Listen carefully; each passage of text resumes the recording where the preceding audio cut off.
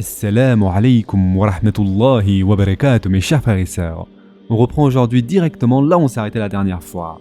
Et donc après avoir bouclé ses 10 ans de service, Moussa alayhi salam décida de retourner en Égypte avec sa femme.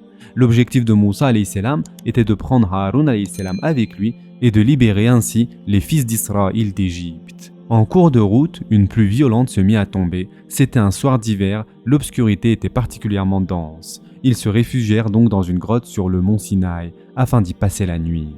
Durant cette nuit froide, obscure et pluvieuse, ils eurent besoin naturellement de lumière et de feu. Moussa alayhi salam tenta de faire du feu à l'aide de pierres à briquet, mais en vain. Alors qu'il se trouvait dans cette situation malaisée, il vit au loin une lumière brillante. Il prit la décision de quitter momentanément sa famille en lui ordonnant de ne pas bouger de là, car il voulait se saisir du feu puis revenir. En réalité, le feu qu'il avait vu était un signe divin pour l'avertir de sa mission prophétique. Et en effet, Allah Azza wa Jal dit « Puis lorsque Moussa eut accompli la période convenue et qu'il se mit en route avec sa famille, il vit un feu du côté du mont. Il dit à sa famille « Demeurez ici, j'ai vu du feu. Peut-être vous apporterai-je une nouvelle ou un tisson de feu afin que vous vous réchauffiez. » Surat Al-Qasas, verset 29. Ou encore, Allah Azza wa Jal dit « Le récit de Moussa t'est-il parvenu ?» Lorsqu'il vit du feu, il dit à sa famille « Restez ici, je vois du feu de loin.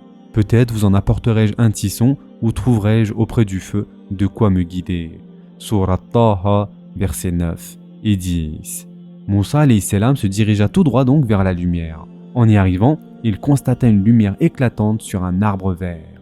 Et en effet, Allah Azza wa Jal dit « Puis quand il arriva, on l'appela, du flanc droit de la vallée, dans la place bénie, à partir de l'arbre. Ô Moussa, c'est moi Allah, le Seigneur de l'univers. » Surat Al-Qasas, verset 30. Ensuite, Allah Azza wa Jal dit « Je suis ton Seigneur, enlève tes sandales, car tu es dans la vallée sacrée. Toi, moi je t'ai choisi, écoute donc ce qui va t'être révélé. Certes, c'est moi Allah, point de divinité que moi.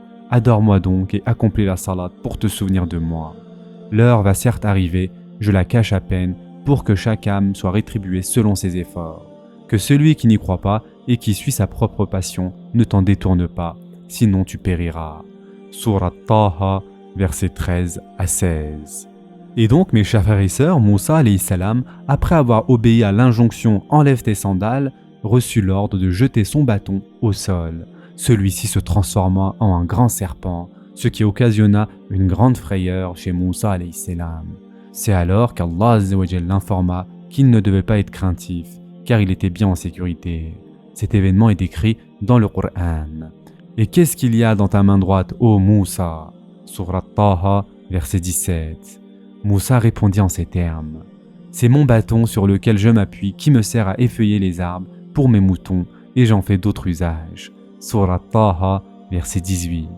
Le Seigneur Tout-Puissant dit « Jette-le, ô Moussa » Surat Taha, verset 19. Moussa alayhi salam obéit aussitôt à l'ordre.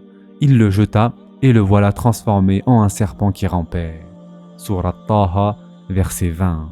Allah Azza wa Jal dit aussi « Et jette ton bâton » Puis quand il le vit remuer comme si c'était un serpent, il tourna le dos sans même se retourner. « Ô Moussa, approche et n'aie pas peur, tu es du nombre de ceux qui sont en sécurité. » Surat Al-Qasas, verset 31. Et enfin, Allah Azza wa Jal dit « Saisis-le et ne crains rien, nous le ramènerons à son premier état. » Surat Taha, verset 21. Plusieurs exégètes ont fait cette interprétation de ces versets-là.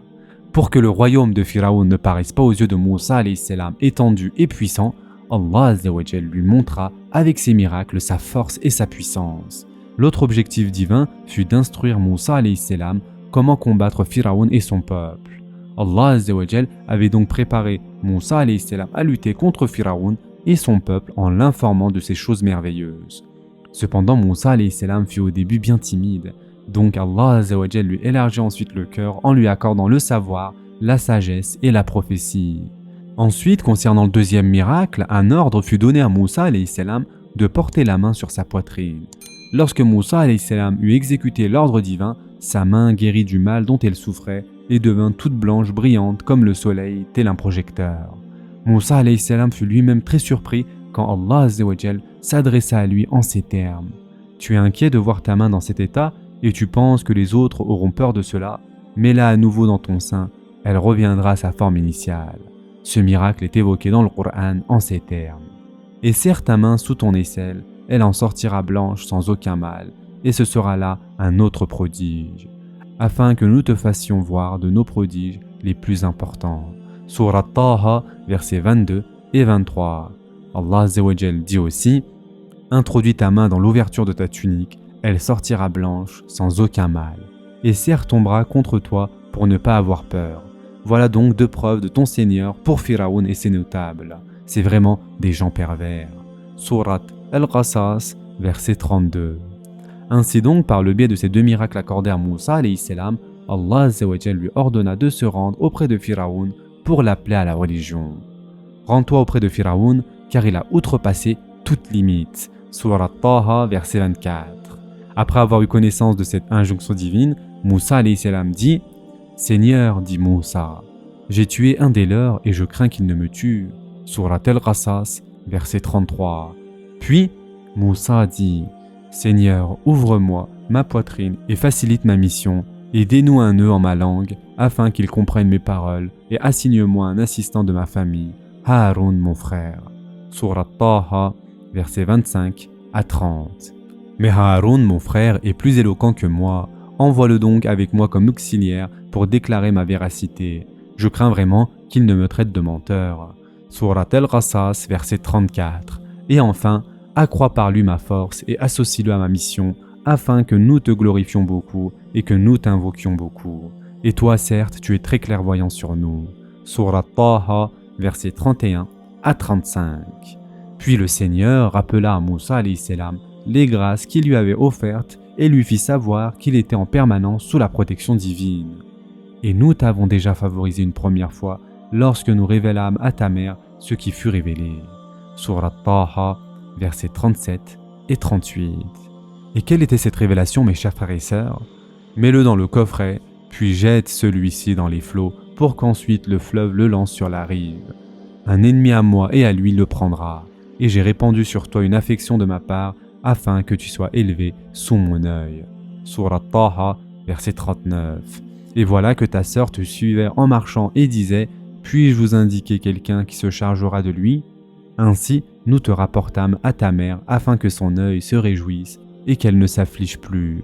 Tu tuas ensuite un individu, nous te sauvâmes des craintes qui t'oppressaient et nous t'imposâmes plusieurs épreuves. Puis tu demeuras des années durant chez les habitants de Médiane. Ensuite tu es venu, ô Moussa, conformément à un décret. Surat Taha, verset 40.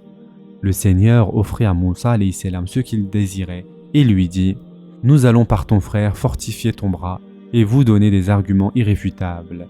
Ils ne sauront vous atteindre grâce à nos signes, nos miracles. Vous deux et ceux qui vous suivront seront les vainqueurs.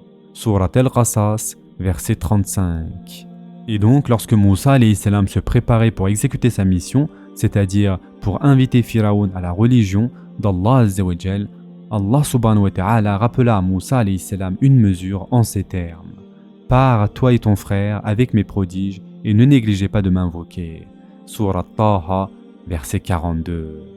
Si Allah Azza wa Jal rappelle à Moussa alayhi salam et à Haroun alayhi salam qu'ils doivent l'invoquer, en dépit de leur statut de prophète, cela nous rappelle également que l'invocation d'Allah Azza wa Jal doit être perpétuelle et permanente, car l'éducation spirituelle est requise à tout croyant. Tout comme le centre précieux de la foi est le cœur, le centre précieux du zikr est aussi le cœur. Aussi, la véritable servitude commence à partir du moment où le zikr s'installe dans le cœur, comme c'est exprimé dans le Coran. Ceux qui ont cru et dont les cœurs se tranquillisent à l'évocation d'Allah. N'est-ce point par l'évocation d'Allah que se tranquillisent les cœurs? Surat Ar-Ra'd, verset 28. Comme le verset 28 de la Surat An-Nisa l'indique, l'homme a été créé faible de nature. Quand les sentiments religieux augmentent dans le cœur, les désirs de l'ego s'éloignent. Mes chers frères et sœurs en islam, on comprend ici que Allah Azza wa Jal ne veut pas que nos actes d'adoration, nos rituels, se résument uniquement à une activité physique. Par exemple, il recommande l'accomplissement de la prière avec un esprit conscient, et ceci est confirmé dans le Coran. Bienheureux sont certes les croyants, ceux qui sont humbles dans leur salat. Surat Al-Mu'minun, versets 1 et 2. Certes, Allah Azza wa Jal n'aime pas la prière effectuée sans affection du cœur. Malheur donc à ceux qui prient tout en négligeant, tout en étant distraits ou retardant leur salat. Surat Al-Ma'un, versets 4 et 5. Ou encore, est-ce que celui dont Allah ouvre la poitrine à l'islam et qui détient ainsi une lumière venant de son Seigneur, malheur donc à ceux dont les cœurs sont endurcis contre le rappel d'Allah, ceux-là sont dans un égarement évident. Surat Az-Zumar, verset 22. Ainsi, pour que le cœur puisse être protégé des calamités de l'ego, le dhikr est indispensable car il est clair qu'un cœur souillé ne peut pas atteindre Allah subhanahu wa ta'ala. Et donc continuons mes chers frères et sœurs. Moussa et Haroun se croisèrent au bord du fleuve du Nil et s'embrassèrent. Moussa dit à son frère, « Allons chez Pharaon, le Seigneur nous a chargés de cela. » Puis, ils dirent, « Ô notre Seigneur, nous craignons qu'il ne nous maltraite indûment ou qu'il dépasse les limites. » Allah dit, « Ne craignez rien, je suis avec vous, j'entends et je vois. » Surat Taha, versets 45 et 46. Allah Azza wa Jal dit aussi, « Rendez-vous donc tous deux auprès de Pharaon, puis dites, nous sommes les messagers du Seigneur de l'univers, pour que tu renvoies les enfants d'Israël avec nous. » Surat Ash-Shu'ara, versets 16 et 17.